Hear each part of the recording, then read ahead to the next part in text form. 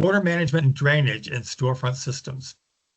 Welcome to Building Knowledge 101. In this video, we explain how water is handled in a storefront system, covering why all joints should be sealed before assembly and how to properly apply silicone to ensure that water is controlled.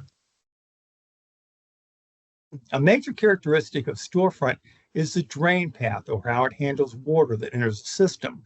Storefronts act as a system, draining water across the horizontals and down the verticals to the subsill. No metal-to-metal joint is ever waterproof because water could be in the system and we want to keep air from moving through. All joints need to be sealed before assembly.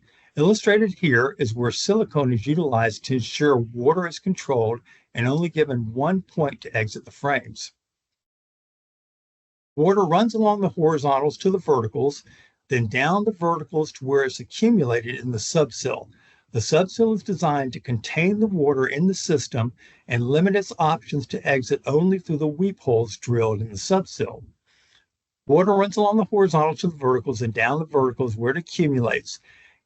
Now note that the subsill has an upturned leg on the back that flushes out with the top of the sill.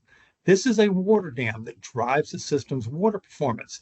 The height of this leg directly impacts how much negative pressure is required to pull water up and over to the interior.